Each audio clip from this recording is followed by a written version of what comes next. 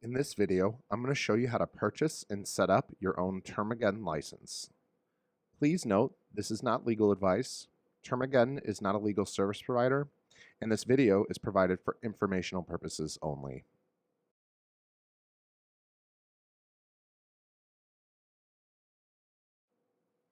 To get started, we're going to need to register a Termageddon account. So that can be done by visiting termageddon.com. That's termageddon.com. And in the top right corner of your screen, you should see a purple register button. Go ahead and click the purple register button and fill out this form about yourself. We're going to put in Ron Swanson today.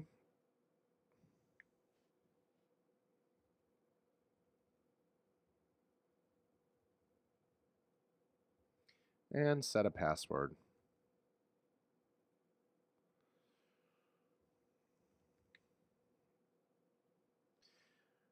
All right, when ready, go ahead and register. You want to make sure you put an email that you have access to because you will be confirming after you register.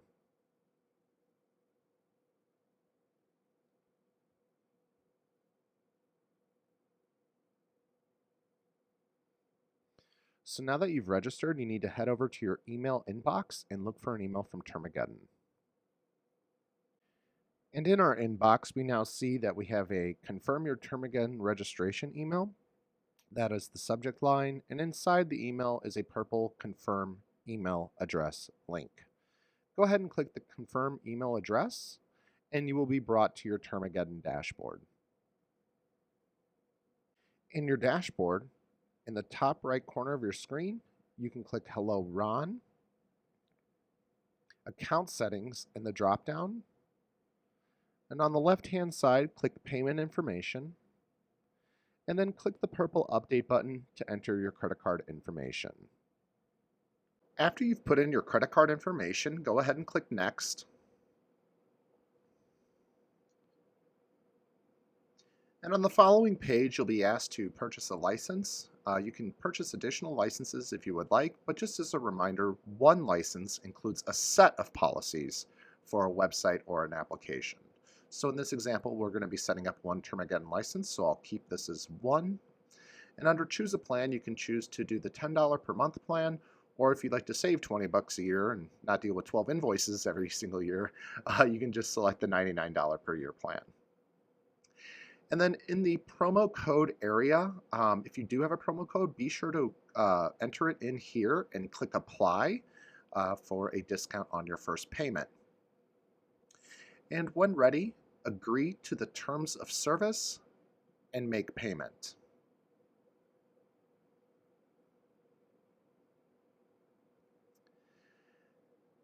And now you'll be brought to your subscription area, and you can scroll down to confirm your subscription, where you'll see the billing cycle, the billing date, and you can also go to the invoice summary area to download a copy of your invoice. So, and that is available with this gray little icon on the right-hand side that I'm hovering over right now. All right, and now let's go ahead and click Dashboard at the top. And we will now begin the process of adding a license and answering some global license information.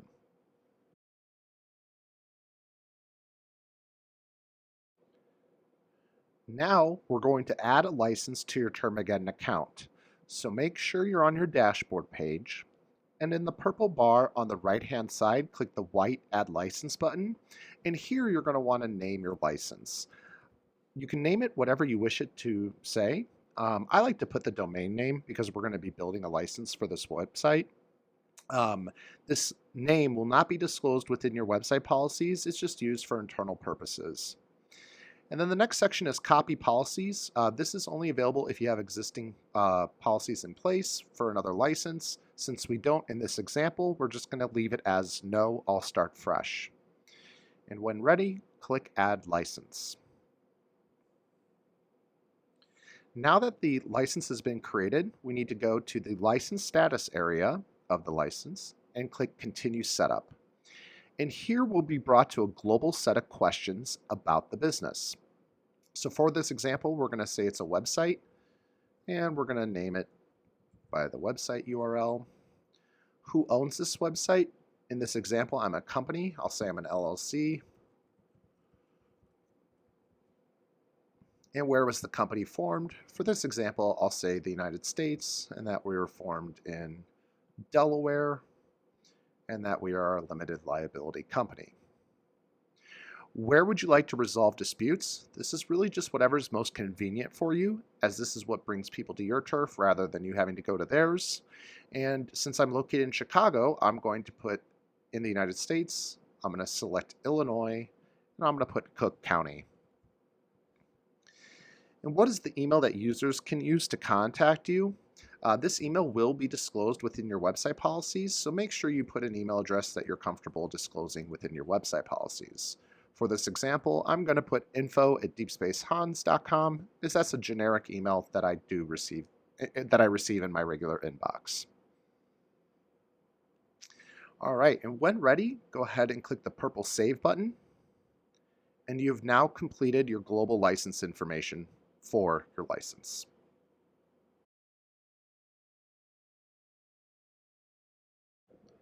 The next step will be to create your privacy policy. And to do that, we need to answer the privacy policy questionnaire. So the next step will be to scroll down until you see a gray Add Policy box. Click that gray Add Policy box, and then click Privacy Policy. You are now in your privacy policy questionnaire.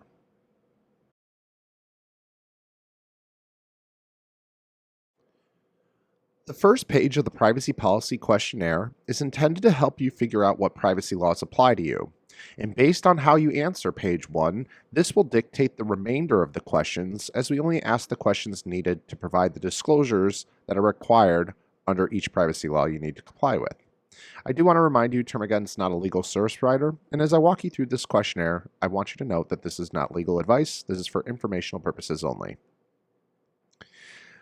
All right, so for this example, we're going to say that this license is for a website that does business throughout the US, Canada, UK, Ireland, Australia, really anywhere for that matter, offering, let's say, online courses.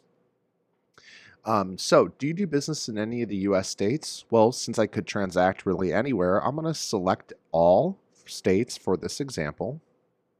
And do you collect the personal information of residents of any US states? I'm going to select all as well.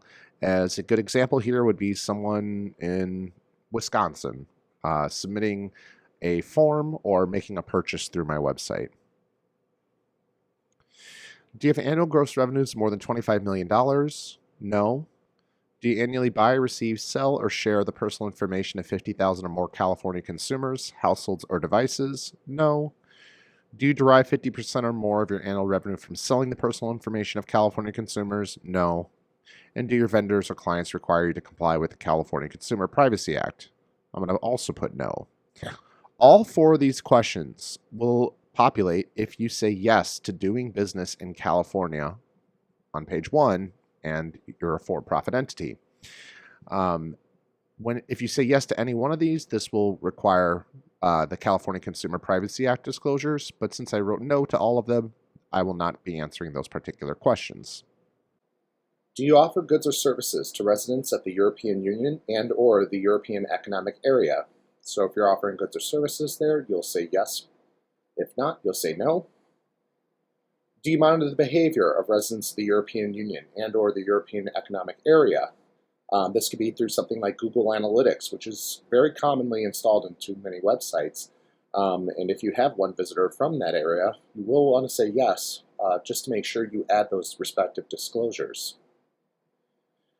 Do you offer goods or services to residents of the United Kingdom? This will say yes again too. And do you monitor the behavior of residents of the United Kingdom? Well, since we have Google Analytics installed into this fictitious website, we'll say yes here as well. Do you collect the personal information of Canadians? Just like that example I gave earlier with the Wisconsin example, I have an e-commerce website and I would welcome a transaction from Canada, so I'm going to say yes to that. And do you collect the personal information of Australians? I'm going to go ahead and say yes to that and that I do business in Australia. Now, if you answered yes or no to these questions based on your own business, um, they may or may not match how I filled out this questionnaire. But I filled out this questionnaire so that in this tutorial, you will see all the possible questions you're going to see that Termageddon asks. So when you move on to the following pages, if you do not see the questions that you see within this tutorial, not to worry. It's just because you don't have to make those particular disclosures. So this completes page 1 of the privacy policy questionnaire, and I'm going to click next now and be brought to the next page. Page 2 of the privacy policy questionnaire is all about helping you identify the pieces of personal information your website is collecting, what you're doing with that information, and possibly additional details that are required under the privacy laws you're looking to provide disclosures for that you identified on page 1. So to use this page properly, work with the left-hand side first. So on the left-hand side, you want to identify all the pieces of personal information your website collects. And because most websites have a contact form on the contact page, that's where I'll start with this example. So in my example, I'll say that I have a contact form on my contact page asking people to submit their name, email, and phone number. So I have selected on the left-hand side, name, email, phone number. In this example, I also have Google Analytics installed, so I will select that I may collect IP address, device information, and scroll on down to information regarding your interactions with the website.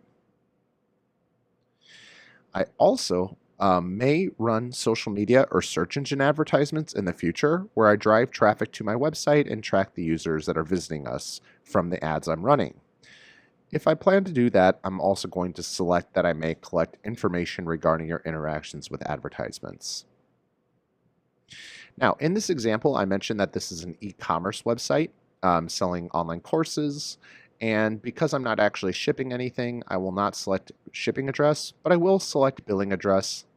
And because I'm using a third-party website to process the transactions, I'm not actually collecting the credit card information. It's the third-party transactor that's collecting it. I will not select that I'm collecting the credit card information. Okay, so now that you've identified all the pieces of personal information that your website's collecting through forms and behind the scenes like tracking pixels and analytics, I'm now on a per item basis going to discuss what I need to do or what I do with that information. So I'll start here with name. I'm going to click the edit button and I see on the right hand side I'm now filling out information for name.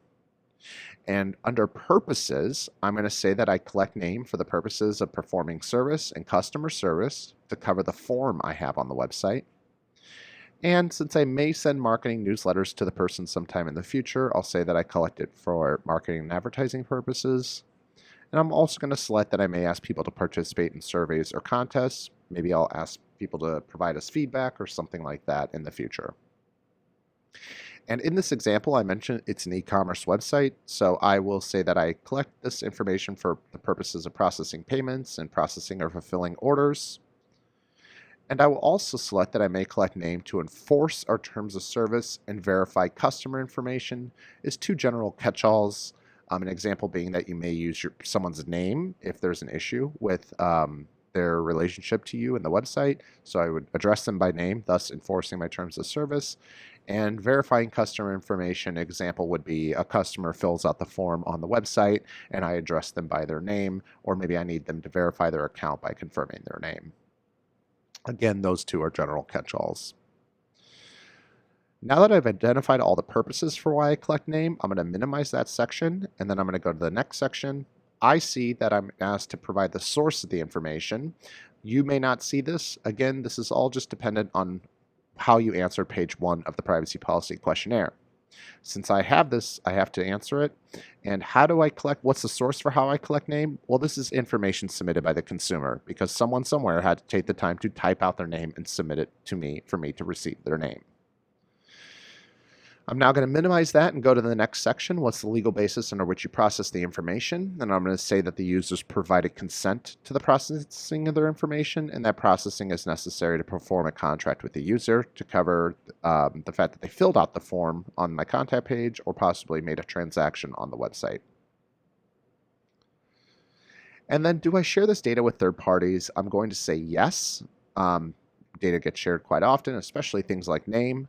And I'll start this off with the fact that when a form gets submitted on a website, that typically triggers an email that gets sent to the business owner's email address with the contact's details. Therefore, the website is sharing data with email service providers, because that is your inbox, assuming you didn't build your own, assuming you didn't develop your own inbox. So we'll say that we share this data with email service providers to manage our interactions with them. And because I may upload names to my email marketing solution, I will say that we may share this data with email marketing vendors to market to you via email.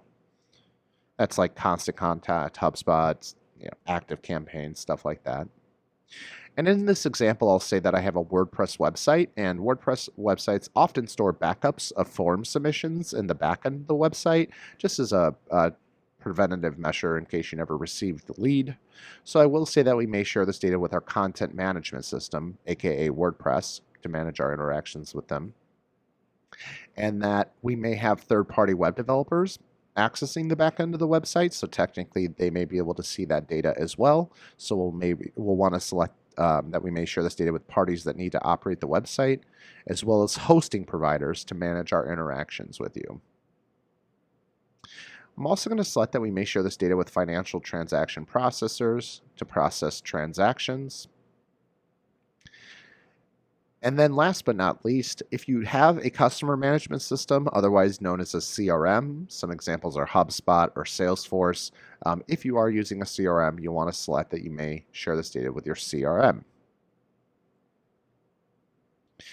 This covers how I see most people sharing names. So I'm going to now minimize this, and I'm going to complete this piece of information, and I'll be brought down to the next incomplete option. And I'm going to skip on down to email address, and by clicking the edit button on the left-hand side, and you'll see I'm now editing the email address. And why do we collect email? Well, I collect it for the same reasons why I'm collecting name, to provide you with services, customer service, and so forth. Now I'm going to skip on up to why do we collect phone number, and I'm going to load up all the same answers we did for name. And then I'm going to go to billing address, and I'm going to load up all the same answers we did for name as well. A handful of people will not actually share data like billing address with like third-party like customer management systems and so forth. So you can open this up and unselect those items. But for this example, I'm going to keep it simple and just keep it as name. All right, upon completing that information, I'm brought to the IP address. Now, IP address gets collected all the time. It gets collected usually with form submissions. So I'm going to load up all the answers we already did for name, because IP address usually gets collected behind the scenes to prevent like spammers from filling out forms and stuff like that. Then I'm going to select this again and click None, so that I can customize this particular section, because IP address also gets collected for additional reasons, such as analytics. If you're using like a Google Analytics or another type of analytics tool, it also may be collected to count ad impressions and verify position and quality of ad impressions to cover any sort of social media or search engine marketing you're doing. And then we may also collect IP address to protect against malicious, deceptive, fraudulent, or illegal activity. So I'm going to select that as well. I'm now going to minimize this section, go to the next section. What's the source for how you collect IP address? Well, this is not information submitted by the consumer, because no one ever takes the time to fill out a form and type out their IP address. That never really happens. IP address is collected behind the scenes through tracking pixels and the use of cookies. What's the legal basis under which you process the information? I'll just leave this as the users provided consent to the processing of their information. And what categories of third parties do you share this information with? I'm going to select advertising networks to provide you with ads. I'm going to scroll down and click social networks to provide you with ads. And these two will cover any sort of social search engine or social media marketing that you do, where you're paying ads and bringing traffic to your website and tracking those users on your site. Next, I'm going to say that I may share this data with data analytics providers to analyze your interactions with our website, and that would cover sharing data with a tool like Google Analytics. Now that I've completed this piece of information, I'm going to minimize this section, click Complete Information. Why do I collect device information? I'm going to load up the same answers we did for IP address. Complete it. And brings us down. Why do you collect information regarding your interactions with the website? I'm going to load up all the answers we did to IP address. And then why do we collect information regarding your interactions with advertisements? I'm going to load up the same reasons why we collect IP address. All right, now that we've answered all the items on the left-hand side and selected all the answers, and again, these are all based on what privacy laws you need to comply with on page 1 that were identified. Now that I've completed all that, I do have one final question on this page. Are you required to collect some or all of this personal information by an Australian law, court order, or a tribunal order? I'm going to select no, which is the popular answer, but I just want to remind you that each question has a question mark that you can click on that will provide you more information on each and every question. All right, so we have finalized page 2 of the privacy policy questionnaire, and we will now head into page 3, which are answering the remaining questions.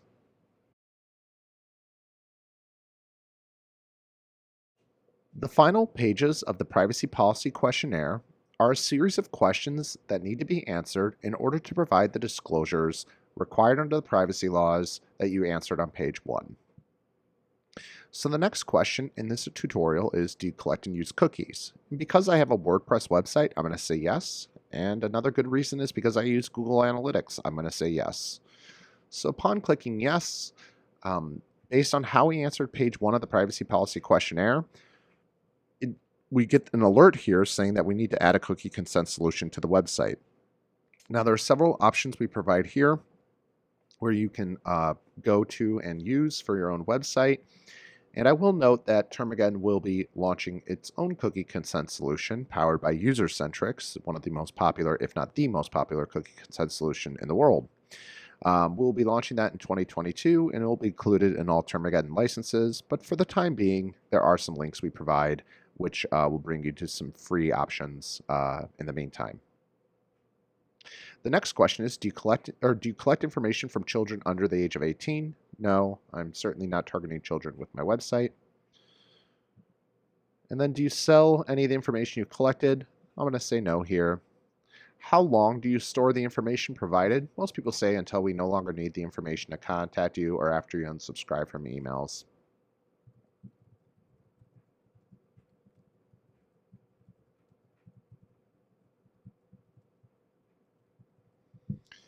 Do you use the information for direct marketing? I'll say yes to this because I know I sent email marketing.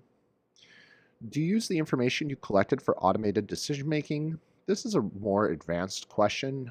You can always click the question mark if you need more clarification. But if you do any sort of automated decision making, you can click yes here and enter in all the logic associated with your automated decision making.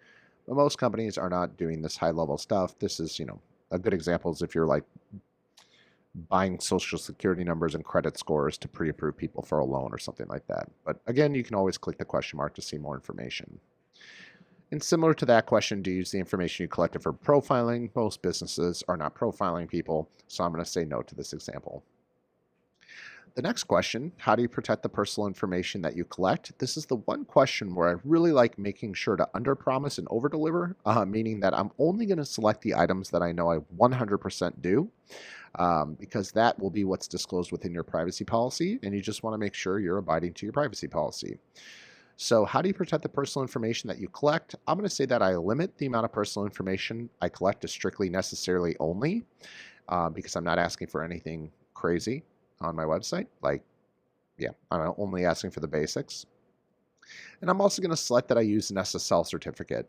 Most websites these days use an SSL certificate, and you can confirm this by visiting your website and looking in the top navigate or in the top URL area to see if there's a nice little lock screen confirming you have an SSL certificate.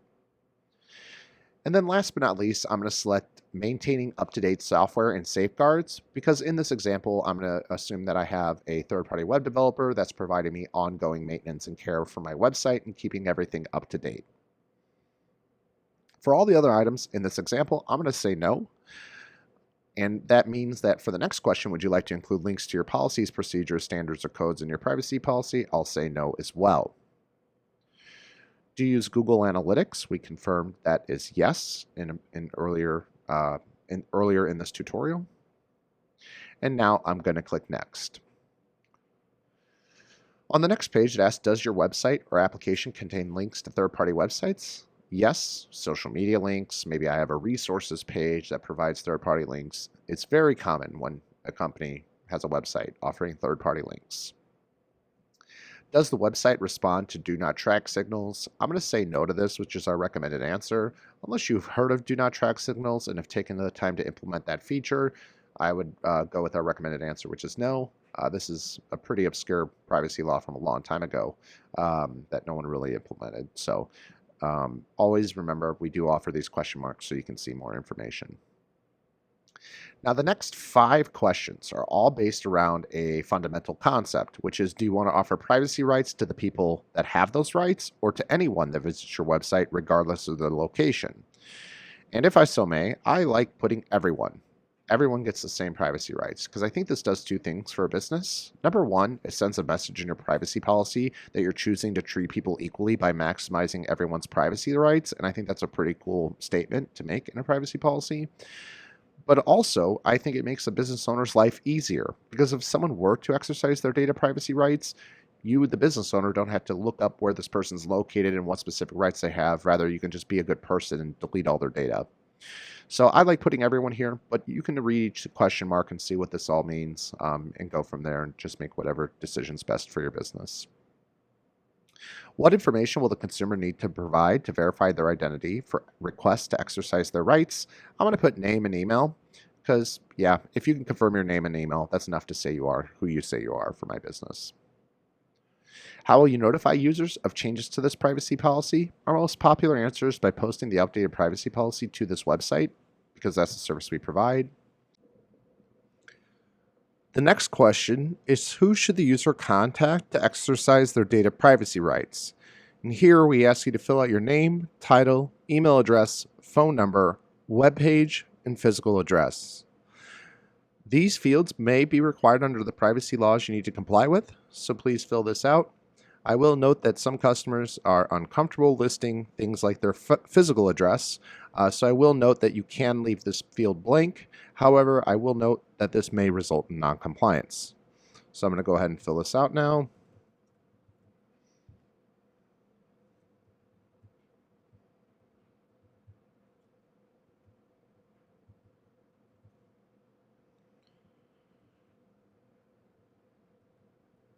And for web page, make sure you put a link to where someone can submit a form. So I'm going to put the contact URL here, not just your home page. Just make sure it's a link to a page that brings a user to a form to submit the inquiry.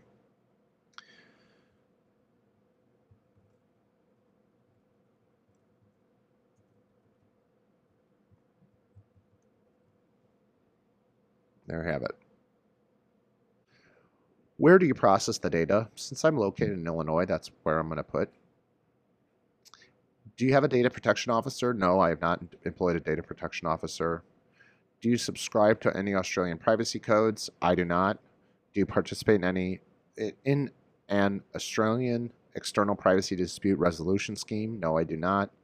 Do you combine or link other personal information that you hold about an individual? I'll say yes to that because in this example, I said I have a customer management system where I kind of consolidate all my customer information into one place. Do you intend to transfer data outside of Canada and or the United Kingdom and or the European Union and or the European Economic Area and or Australia or to an international organization, I'm going to say yes to the United States because that's where I'm located in.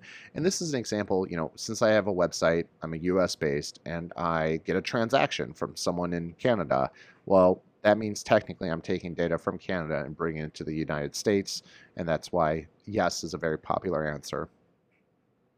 Who is accountable for your privacy practices and policies? This is yet another required disclosure. And for this, I'm just going to click copy from my previous answer to load up all these answers.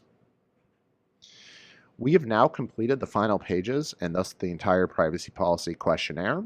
Again, this was a very extensive privacy policy questionnaire as we were seeking to comply with quite a few international and US privacy laws. So my next step is to click submit. And that will bring me to the embed code page, which we'll be discussing in the next section. So go ahead and click submit.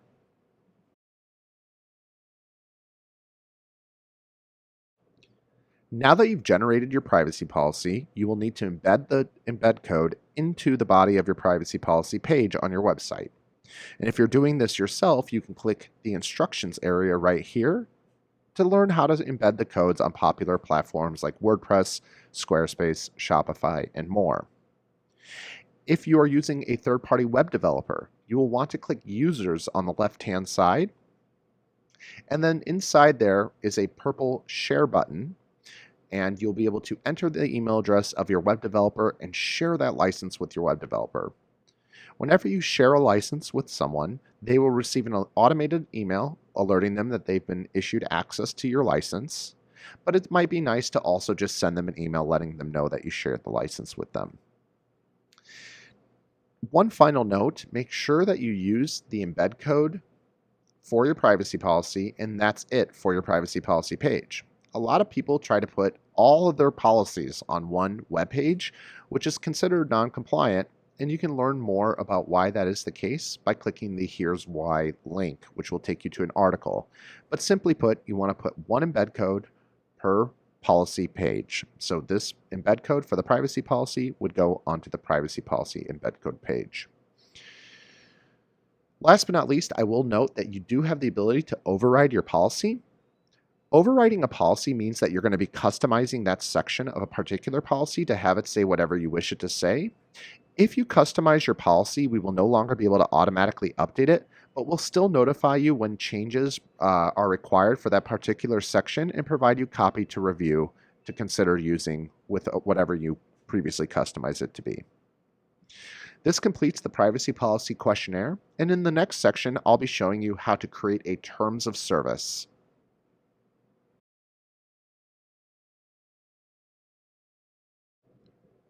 In this section of the tutorial, we will be creating a terms of service. Now, users may be at different parts of our dashboard. Perhaps you just followed this tutorial and completed creating your privacy policy. Technically, you can just go to policies on the left-hand side and be brought to the same location I'm going to bring all users to. But for the sake of simplicity for us all, I'm going to say go ahead and click dashboard at the top. And under licenses, click your license. And now you're in your license dashboard. If you have not created a terms of service yet, you will not have a terms of service box yet. But if you do see a terms of service box, this is a privacy policy box example. If you see one of these boxes and it says terms of service, go ahead and click edit policy details. If you, however, have not created a terms of service yet, you can do so by clicking the gray add policy box and then clicking terms of service.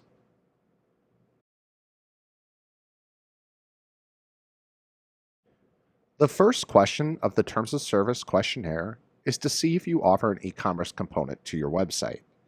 In this tutorial, we're going to say yes. However, if you do not offer e-commerce, you can skip to the next section in this video and select no here and click next. Again, for this example, we'll be saying yes. And we know that we offer digital products in this example because we were talking about online courses. And the pricing is listed on the website for this example. The next question is, does this price include taxes and or other fees? And in my example, taxes will be calculated at the checkout process. So I'm going to answer no to this question because the pricing listed for the digital products to download are not including the taxes. That's calculated at the checkout process in my example. So again, I'm writing no here, and if you have any questions, you can always click this question mark. And do I work with individual consumers or businesses or both? I'm going to select both for this example. And can users make purchases right on the website? I will say yes, and that a third party is the processor of the transaction. And for this example, I will say PayPal. What payment methods are accepted? I will select all the major debit and credit cards. And are buyers able to cancel their purchase prior to download? I am going to say no, as that helps protect me. And then, do you want to reserve the right to cancel the customer's purchase? I would say yes to this example, just in case, for whatever reason, I don't want to provide my product to a particular person. And I'll say that I have the right to cancel their purchase prior to them downloading the product, and that I would notify them immediately if I were to cancel their purchase, and I would issue them a full refund if I were to cancel their purchase. Upon clicking Next, I'm brought to some more questions about the e-commerce component of my website. And the next question is, do you offer refunds? I'm going to say no here, as that helps protect me. And if I ever do have someone that asks for a refund and has a compelling reason, I will just give them a refund in this example. Do you ask your customers to provide an advance payment? No. Do you ask your customers to provide a deposit? No. Do you offer a warranty on the items or services that you display? Most people say no here, but you can say yes and say they will be of satisfactory quality or something like that. What remedies are available to the purchasers? Because this is an online course, I'm just going to say none. And I'll click Next. Now I'm brought to the subscription area of the website. And since I have an e-commerce website, we ask the question, do you offer subscriptions? Most people say no here, but if you do offer a subscription, it's important to select yes, and then discuss the terms. I'm going to say that I have a monthly plan or a yearly plan. So I write out 1 month or 1 year. Does the subscription renew automatically? I'll say yes, every 1 month or every 1 year, depending on your subscription plan. And how can the customer cancel the automated renewals? I'll say through the website as well as email, and I'll put info at my domain name. How much notice must the customer give of cancellation prior to the automated renewal date? I like to put like a day or two just so that I can go in and cancel prior to the automatic renewal occurring. But if they can do this through their account within the website, you may just want to select immediately. Can a customer rescind their subscription, meaning that they've signed up for a subscription and like within a few days they're just like not happy about it and they don't want to offer it, or they don't want to continue with the subscription? You can say yes, which you can give them even a refund if they have like buyer's remorse. But in this example, I will say no. I will note there are some consumer laws where you may be required to say yes, so just keep that in mind, and you can always click the question mark if you'd like to learn more. Is there a minimum purchase that the customer must make for the subscription? I'm going to say no. I don't require any like upfront payment to get the subscription going. And do you offer a free trial? I'm also going to say no to. This completes the e-commerce and subscription area of the Terms of Service questionnaire. And upon clicking Next, we'll be brought into the final questions for the Terms of Service.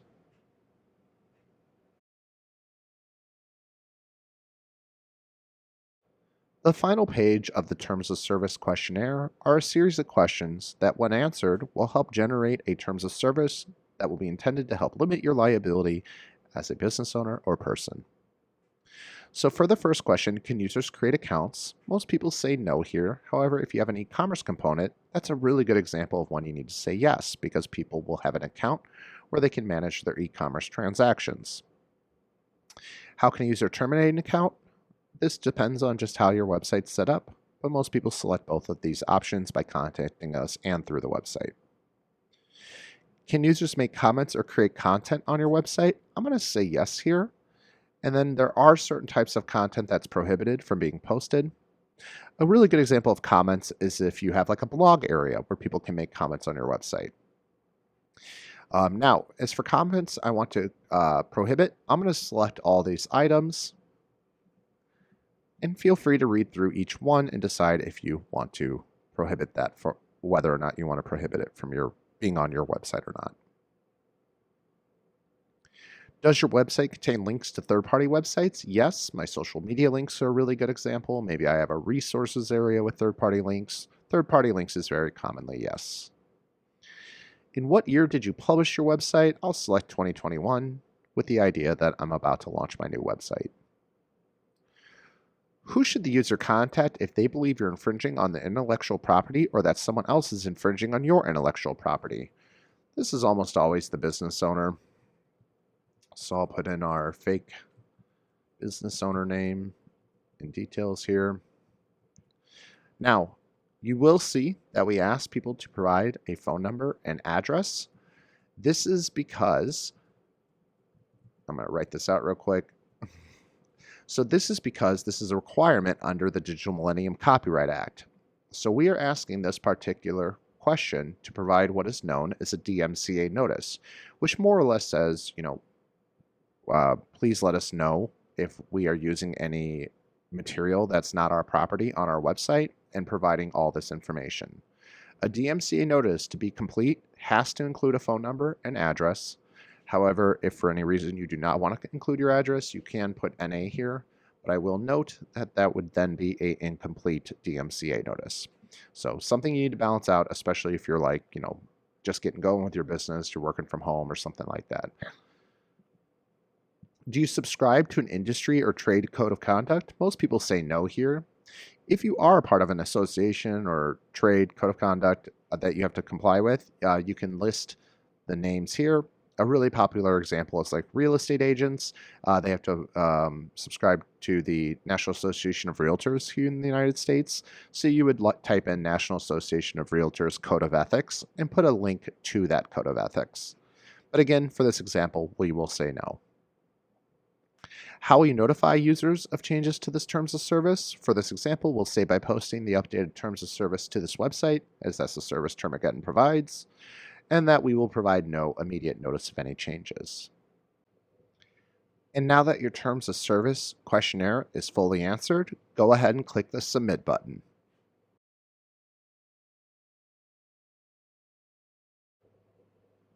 Upon clicking Submit on your terms of service questionnaire, you will be brought to the embed code page. The embed code is what needs to be copied and pasted into the body of your terms of service page. And if you're doing this yourself, you can click Here are instructions, which will provide instructions on how to implement the code on popular platforms such as WordPress, Squarespace, Shopify, and more. You want to make sure to put this terms of service embed code on its own separate page, and that is due to compliance reasons, and we provide an article as to why right here. Last but not least, if you're using a web developer to implement the codes into your website, you can click the Users tab on the left-hand side and share the license with your developer by clicking the Share License button, entering the developer's email address, and then clicking Share License again. An automated email will be sent to the web developer if you do this, letting them know they now have access to your license. But it's also nice to just send a separate email to your web developer letting them know they can now access your policies. And on a final note, I will note that we have an override policy feature.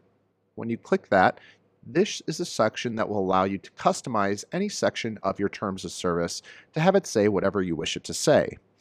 If you customize a section of your terms of service, we will no longer automatically update that section since you customized it, but we'll still notify you when we have recommended new changes with suggested new copy for you to consider. This completes the terms of service generator and completes this tutorial. I'm always around if you have any questions. You can email me, hans@termageddon.com, HANS@termageddon.com if you have any questions. And thank you so much for choosing us to be your website policy generator provider. And yeah, thank you for your business. Reach out anytime.